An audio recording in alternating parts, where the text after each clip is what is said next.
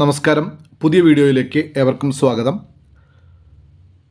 കഴിഞ്ഞ വെള്ളിയാഴ്ച 12/12/2025 മാർക്കറ്റ് പൊതുവെ കൺസോളിഡേഷൻ മൂഡിലായിരുന്നു. എന്ന് വെച്ചാൽ മുകളിലേക്കോ താഴേക്കോ പോകാതെ ഒരു പ്രത്യേക പ്രൈസ് റേഞ്ചിൽ മൂവ് ചെയ്യുന്ന ഒരു സിസ്റ്റമാണ് മിക്കവാറും എല്ലാ ഇൻഡെക്സുകളിലും കണ്ടത്. എന്നാൽ മാർക്കറ്റ് ഓപ്പൺ ആകുന്നത് തന്നെ ഗ്യാപ്പ് അപ്പിലായിരുന്നു. അപ്പോൾ ഓൾറെഡി കോൾ ഓപ്ഷനൊക്കെ ഹോൾഡ് ചെയ്തവർക്ക് ലാഭമുണ്ടാക്കാൻ സാധിച്ചിട്ടുണ്ടാവും. അത് കഴിഞ്ഞ് 9:15 മാർക്കറ്റിംഗ് നമ്മുടെ ട്രേഡിംഗ് അവർ സ്റ്റാർട്ട് ചെയ്തതിന് ശേഷം കാര്യമായിട്ട് ലാഭമുണ്ടാക്കാനുള്ള ഓപ്പർച്യൂണിറ്റികളൊന്നും ഇൻഡെക്സുകളിൽ വന്നില്ല എന്നുള്ളതാണ് സത്യം. ചുരുക്കി പറഞ്ഞാൽ കൺസോളിഡേഷൻ മാർക്കറ്റാണ്. ഓപ്ഷൻ ബയേഴ്സിന് അത് പ്രതികൂലമാണ്.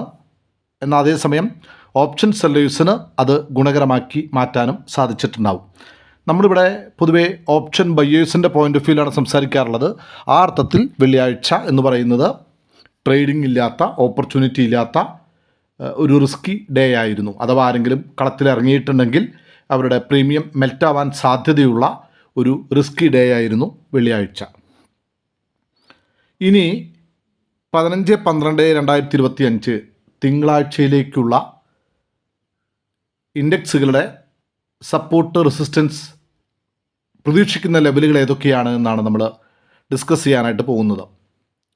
ഡിസ്ക്ലെയിമറാണ്, സെബി രജിസ്റ്റേർഡ് റിസർച്ച് അനലിസ്റ്റ് അല്ലാത്തതുകൊണ്ട് തന്നെ പറയുന്ന ലെവലുകളിൽ ട്രേഡ് ചെയ്യുന്നത് ഓരോരുത്തരുടെയും വ്യക്തിപരമായ തീരുമാനത്തെ ആസ്പദമാക്കി മാത്രമായിരിക്കണം. അങ്ങനെ ചെയ്യുന്ന ട്രേഡുകളിൽ ഉണ്ടാകുന്ന ലാഭനഷ്ടങ്ങൾക്ക് എനിക്കൊരു തരത്തിലും ഉത്തരവാദിത്വം ഉണ്ടായിരിക്കുന്നതല്ല എന്ന് ഓർമ്മിപ്പിക്കുന്നു. നമ്മളിവിടെ ഡിസ്കസ് ചെയ്യുന്ന ലെവലുകളൊക്കെ തന്നെ സപ്പോർട്ടും റെസിസ്റ്റൻസുമായിട്ട് ആക്ട് ചെയ്യും. പല ദിവസങ്ങളിലും കൃത്യമായിട്ട് വാച്ച് ചെയ്തിട്ടവർക്കത് മനസ്സിലായിട്ടുണ്ടാവും.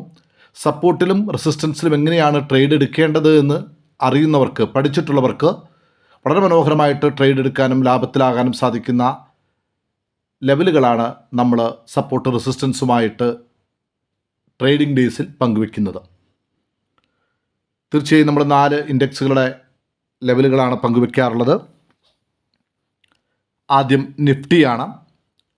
25,727, 25,835, 25,918, 25,998, 26,078, 26,113, 26,230, 26,317. Bank Nifty 58,835, 59,148, 59,372, 59,605, 59,832, 59,990, 60,307, 60,515. നിഫ്റ്റിയുടെയും ബാങ്ക് നിഫ്റ്റിയുടെയും ലെവലുകളാണ് നമ്മൾ ഡിസ്കസ് ചെയ്തത്. ഇനി സെൻസെക്സും മിഡ് ക്യാപ്പുമാണ് നമ്മൾ സംസാരിക്കാനായിട്ട് പോകുന്നത്. അതിനു മുൻപ് ഈ വീഡിയോ കാണുന്നവർക്ക് ഈ ലെവലുകൾ ഉപകാരപ്പെടുന്നുണ്ടെങ്കിൽ തീർച്ചയായും നിങ്ങളുടെ പ്രിയപ്പെട്ടവർക്ക് ഷെയർ ചെയ്ത് കൊടുക്കുക. ഈ ചാനൽ സബ്സ്ക്രൈബ് ചെയ്തിട്ടില്ലെങ്കിൽ സബ്സ്ക്രൈബ് ചെയ്യാനും, കാണുന്ന വീഡിയോസ് ഇഷ്ടപ്പെടുന്നുണ്ടെങ്കിൽ, ഉപകാരപ്രദമാകുന്നുണ്ടെങ്കിൽ ലൈക്ക് ചെയ്യാനും കമൻറ്റ് ചെയ്യാനും മറക്കരുതെന്ന് ഓർമ്മിപ്പിക്കുന്നു. സെൻസെക്സിൻ്റെ ലെവലുകൾ 84,060, 84,253, 84,602, 84,881, 85,165, 85,439, 85,561, 85,965, 86,533.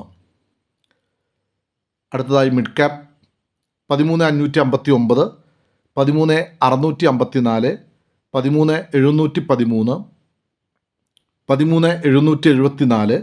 13,831, 13,869, 13,955, 14,061, 14,178. എന്തായാലും തിങ്കളാഴ്ചയിലെ ട്രേഡിംഗ് ഡേ ഒരു പ്രോഫിറ്റബിൾ ഡേ ആയി മാറട്ടെ എന്ന് ആശംസിക്കുന്നു. നമുക്ക് ശനിയാഴ്ചയാണ് ഈ വീഡിയോ അപ്ലോഡ് ചെയ്യുന്നത്. ഞായർ കഴിഞ്ഞ് തിങ്കളാഴ്ച സമയമുണ്ട്. മാർക്കറ്റിൽ അതിനിടയിൽ എന്തൊക്കെ വേണമെങ്കിലും സംഭവിക്കാം ഗ്ലോബൽ ലെവലിൽ. തീർച്ചയായും അന്നത്തെ മാർക്കറ്റിൻ്റെ കണ്ടീഷൻ അനുസരിച്ച് ഈ ലെവലുകൾ വെച്ചുകൊണ്ട് നല്ല രൂപത്തിൽ ട്രേഡ് ചെയ്യാനും നല്ലൊരു ട്രേഡിംഗ് എക്സ്പീരിയൻസ് ഉണ്ടാകാനും എല്ലാവർക്കും അവസരമുണ്ടാകട്ടെ എന്ന് ആശംസിക്കുന്നു, പ്രാർത്ഥിക്കുന്നു. ഒരിക്കൽ കൂടി നിങ്ങൾ നൽകിക്കൊണ്ടിരിക്കുന്ന എല്ലാ സപ്പോർട്ടിനും നന്ദി പറഞ്ഞുകൊണ്ട് ഈ വീഡിയോ അവസാനിപ്പിക്കുന്നു. Thank you very much.